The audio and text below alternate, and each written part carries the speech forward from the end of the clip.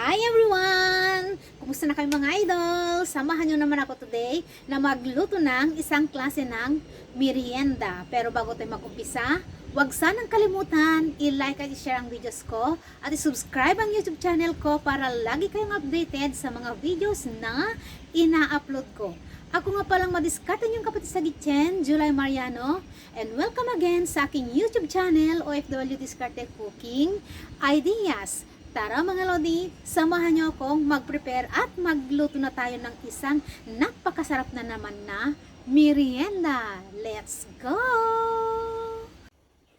At yan ang mga gagamitin kong ingredients sa lulutuin nating merienda. Gagawa ko ng maha blanca, ube mga loads. Ayan yung ube na gagamitin natin, ube condensed. Ayan, at umpisa na nating magluto mga Lodi, slowly. Let's go! Ilagay na natin ang ating coconut milk. 1 can of coconut milk ang ilagay natin mga loads.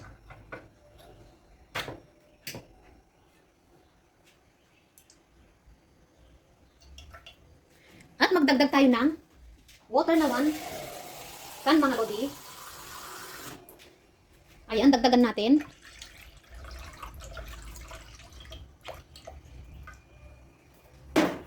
At switch on lang natin yung fire into a little bit low fire mga loads. Hintayin natin kumulo yan mga lodi.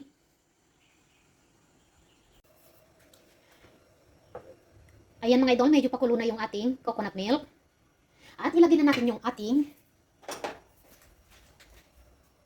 ube condensed mga loads. Ayan, ihalo lang natin mabuti.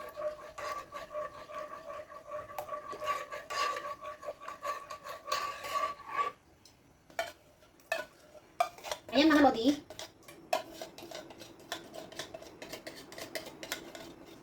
One can of ube condensed ang ginamit ko mga lodi. Hindi ko na kailangang maglagay ng sugar mga lodi.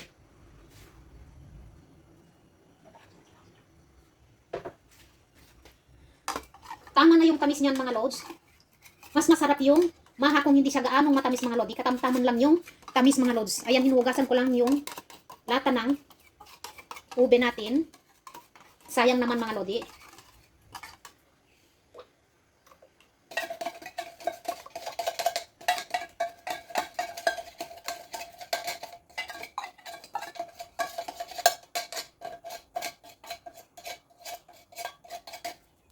Ayan mga lods, i-mix lang natin siyang mabuti.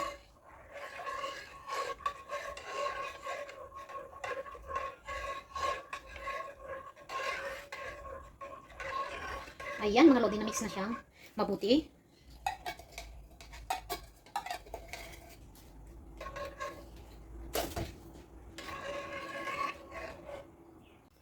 Yung cornstarch natin mga idol, tinutunaw ko sa evap milk natin.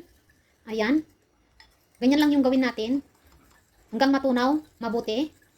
At i-mix natin mamaya doon sa nauna nating nilagay sa kawali mga idol. Ayan mga lods. Ganyan lang ang gawin sa cornstarch mga lodi na ginamit. Hindi tubig ang ginamit ko, yung evap mga lodi. Ayan, evap milk. Ang pinantunan ko sa cornstarch natin. Kapag ganyan mga lods, pwede na natin ilagay yung corn cream muna mga lodi. At ihalo natin mabuti.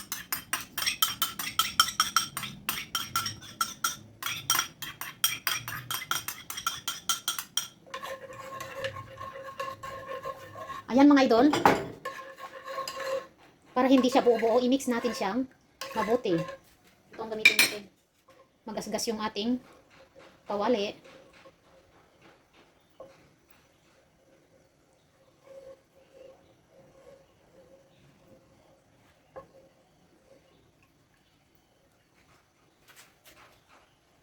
At ilagay na din natin yung ating corn kernel.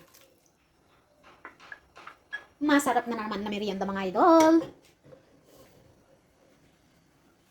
I-mix lang natin mabuti. Hintayin natin uminit yung tubig o pakulo ng konti. Then ilagay na natin yung ating cornstarch. Ayan mga idol. Kapag pakulo na mga lodi, ilagay na natin yung ating cornstarch mga lods.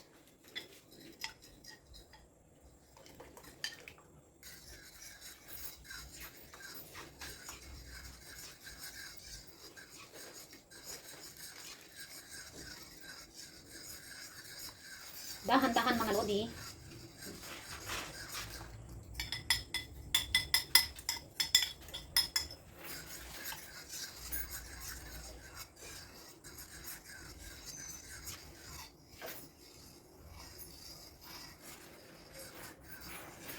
Ihalo-halo lang natin mga idol para hindi siya magbuo-buo mga lods.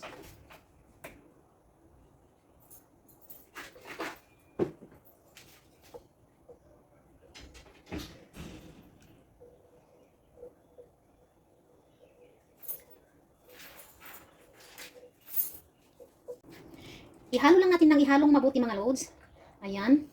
Hanggang lumapot siyang mabuti.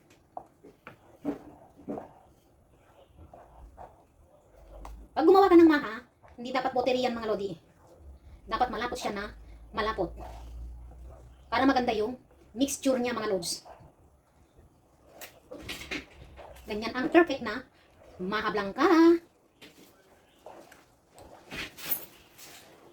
Low fire lang yan mga idol. Yan ang ating ube maha blanca na napakasarap.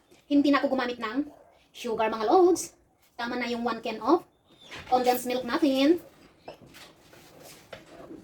Less sugar ako sa lahat ng niluluto ko mga lods. Ganyan mga lodi, dapat ganyan kalapot. O mas malapot pa dito pag gumawa ka ng maha blanca. Ang sarap ng ube maha blanca natin mga idol.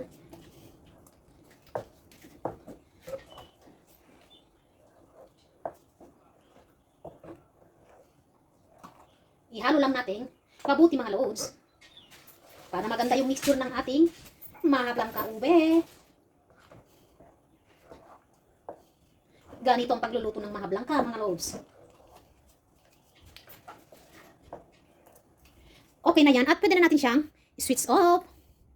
At ilagay na natin sa ating lalagyan mga lodi. Ganito ang perfect maha blanca.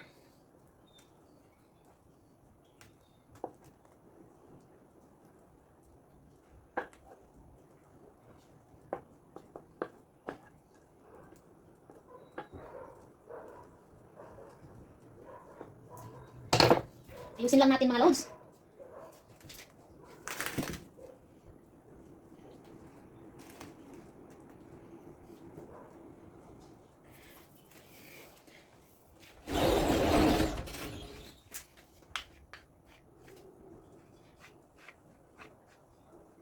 Ganito mga idol, kunin pa natin yung nandun mamaya sa kawali.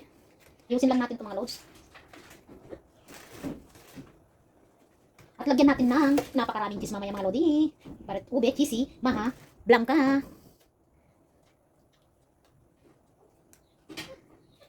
Ayan mga idol, ganyan ang magluto ng maha blanca. Hindi siya parang watery. Kunin natin lahat mga loads, sayang.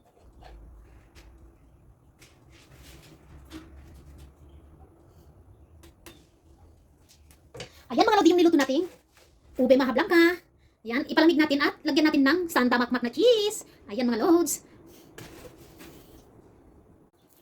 At lagyan na natin siya ng cheese mga idol.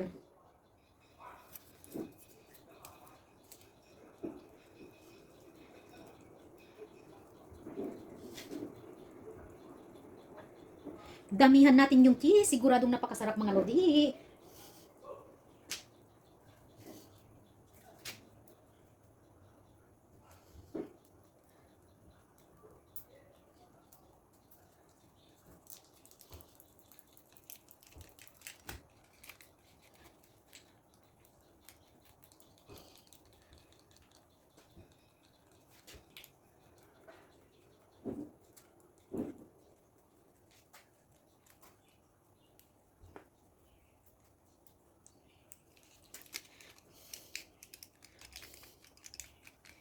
Ganito ang gumawa ng perfect maha blanca mga idol. Hindi siya watery. Buong buo. Lagyan mo siya ng sandamakmak na cheese. Yummy! Perfect, ube, maha, blanca. Ayan mga idol. Ayusin natin, sayang yung mga cheese mga loads. Ayan, sarap! Ayan mga idol, yung niluto nating perfect ube, maha, blanca with cheese mga loads. Ayan, yummy mga lodi. Hindi siya masyadong matamis. Ayan, thank you so much for watching mga idol. Sana hindi kayo magsawang suportahan ako sa mga videos na ina-upload ko at sa mga live videos ko mga lodi. Malaking tulong na yan sa pinapaaral ko ng nursing. Thank you so much mga idol. Ayan, another recipe ng mahablang ka na naman mga lodi. Kung may kalabasa, meron din ube. Thank you so much mga idol. Ayan. At tikman natin yung ginawa nating ube mahablang ka mga idol kung gaano kasarap. Ayan mga lodi.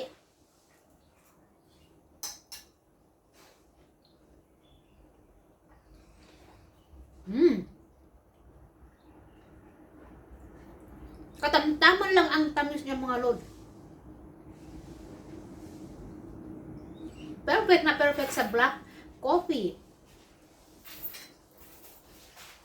Ayan mga lodi, ang sarap mga lods.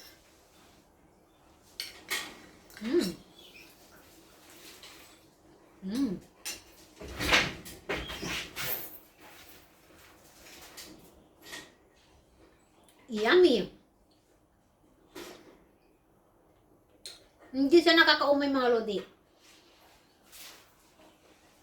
Ayan ang ating ube maha blanca. Yummy mga loads. Kung may kalabasa na akong maha blanca, meron ding ube. Ayan, mindset. Discarding malupit. Thank you so much for watching mga idol. Don't forget to like and share and subscribe to my YouTube channel para lagi kayong updated sa mga videos na ina-upload ko at sa mga live videos ko mga loads kapag nagluluto ko ng mga cravings mga lodi. Bye! Thank you so much for watching. See you again next videos. Bye mga lodi!